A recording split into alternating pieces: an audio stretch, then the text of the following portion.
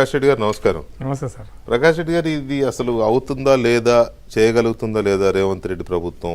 ఎందుకంటే రాష్ట్రం ఆర్థిక పరిస్థితి అంత ఆశాజనకంగా లేదు, ఫ్యాక్ట్, అది ఎవరైనా ఒప్పుకునేదే. బట్ చేస్తారా లేదా అనే దాని మీద మొత్తం మీద ఏం మ్యాజిక్ చేశారో, తిమిలి మమ్మిని చేశారో, లేకపోతే ఎక్సర్సైజ్ చేశారు. మ్యాజిక్ అంటే దొంగ ముద్ర వేస్తారని కాదు నేను అనేది. కొన్ని ఖర్చులు లేదా కొన్ని బిల్స్ ఆపుకోవడం ఏదో చేశారు. మొత్తం మీద అయితే ప్రభుత్వానికి ఉండే వెసులుబాట్లు ఎలా ఉంటాయో వాటిని ఉపయోగించుకున్నారు. Right, good. ఆడంబరాలు పోకుండా అదే రకరకాలుగా ఎనీవే గుడ్, మంచిదే. రైతులకు సంబంధించిన ఒక హామీని నెరవేరుస్తున్నారు. కానీ ఇక్కడ బీజేపీగా మీకు కానీ బీఆర్ఎస్ కానీ చాలా గట్టిగానే మాట్లాడుతున్నాయి. లెఫ్ట్ పార్టీస్ కూడా, for that matter left parties కూడా కొన్ని ఆరోపణలు, విమర్శలు చేస్తూ ఉన్నాయి. ఈ కండిషన్స్ పెట్టడం వల్ల ఇలా జరుగుతుంది, అలా జరుగుతుందని. మీరు కూడా అలాగే మాట్లాడుతున్నారు కదా. ఏంటి మీకున్న ఇంకా ఇందులో లోపాలు ఏం కనపడుతున్నాయి? కండిషన్స్ ముందు పెద్దలకు నమస్కారం. శ్రీనివాస్ గారికి ఫస్ట్ టైం పర్సనల్గా కలిసినాను, ఎమ్మెల్యే అయిన తర్వాత. అభినందనలు కూడా. మధ్యలో టీవీ లైవ్లో మాట్లాడాను కానీ వ్యక్తిగతంగా కలిసింది ఇప్పుడే. మరి ఎనీహో నాకున్నటువంటి, మీరు సాహసోపేత నిర్ణయం అన్నారు. నేను దీన్ని సాహసోపేత నిర్ణయం కాదు, ప్రకటించడమే సాహసోపేతం.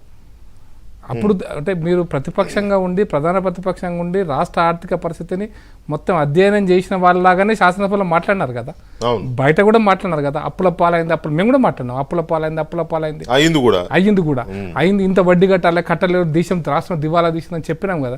దివాలా తీసిన తర్వాత తెలుసు కూడా ఓట్ల కోసం హామీ ఇచ్చారని చెప్తున్నా. ఓట్ల కోసం హామీ ఇస్తున్నప్పుడు ఆ ఓట్లకి కోసం ఇచ్చిన హామీని మీరు అధికారంలోకి వచ్చారు కాబట్టి దాన్ని పూర్తి చేయాల్సిన బాధ్యత వాళ్ళది. కరెక్ట్. ఇది మీరు బాధ్యత మీద, మీకు ఏదో పెద్ద మెహర్బానీ కాదు, రైతులకు చేస్తుంది మీ బాధ్యత. ఎందుకంటే మీరు చెప్పేందుకు ఓట్లు వేశారు రైతులు, అయితే నమ్మి ఓటేశారు కాబట్టి మీ అధికారంలోకి వచ్చారు. వాళ్ళ కోటేళ్ళు కాబట్టి మీరు రాలేదు వాళ్ళు. కాబట్టి మీ నమ్మకాన్ని పూర్తి చేసుకున్న బాధ్యత మీది. అది మెహర్బానీ కాదు, దానికి రైతులకు ఏదో ఎహసాన్ అంటాం ఉర్దూ భాష. మెహర్బానీ కాదు కానీ లేదు, మీరే చెప్పండి. కానీ మిమ్మల్ని చాలా పార్టీలు హామీలు ఇస్తే అధికారంలోకి వచ్చినాక ఏదో చెప్పినారు కదా, బీఆర్ఎస్ వాస్తవమే కదా. అది కనుక వేస్తే ఏమైందో మీరు చూశారు. అదే చెప్తాను, ఆంధ్రప్రదేశ్ లో వేస్తే ఏమైందో చూశారు. అధికారం ఎట్లా మారుతుందో చూసాం. కాబట్టి చేయకపోతే అధికారం మారుతుంది.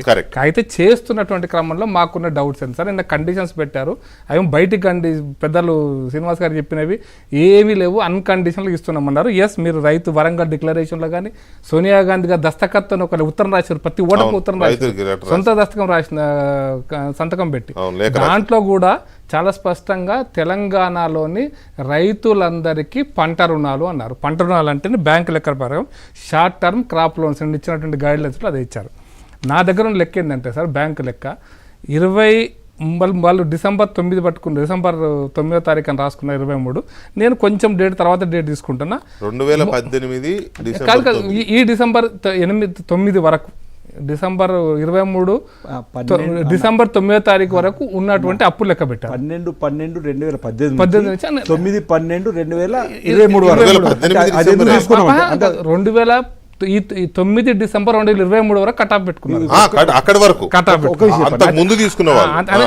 అయితే అక్కడికి నా లెక్క ఏంటంటే, అక్కడి వరకు అంటే 31/3/2024 వరకు మొత్తం సార్ 64,90,228 ఖాతాలు పంట రుణాలు తీసుకున్నారు సార్. పంట రుణాలు తీసుకున్నారు అన్ని రకాల బ్యాంక్స్ లో, అన్ని రకాల లోన్స్ కాదు, పంట రుణాలు, పంట రుణాలు అన్ని రకాల బ్యాంక్స్ లో. దాంట్లో 79,387 కోట్ల రూపాయలు ఇప్పటివరకు కట్టాల్సి ఉంది, రైతులు కట్టాల్సి ఉంది. మీరు రేపు ఇస్తున్నది ఎంత వాళ్ళ లెక్కన? ఫస్ట్ విడత కాబట్టి 6,800 కోట్లు. ఈ సంఖ్య ఎంత ఉంది? మీరు చెప్పేదాని ప్రకారం 70,000 కోట్లు. ఇది నాది కాదు, బ్యాంక్ లెక్క. అదే సార్, మరి వాళ్ళకి తెలియదు అది, అన్ని బ్యాంకు లెక్కలు. అంటే దాని అర్థం ఏంది, దీంట్లో ఎక్కడో ఒక హిడెన్ డాక్యుమెంట్ ఉంది కట్ చేయటం కోసం అని. అందరిని ₹1,00,000 అంటారంటే, అచ్చా నేను యావరేజ్ తీస్తే ఎంత వస్తుంది సార్? ఎంత వస్తుంది సార్? 1,20,000 యావరేజ్ వస్తుంది పంట రుణాలు.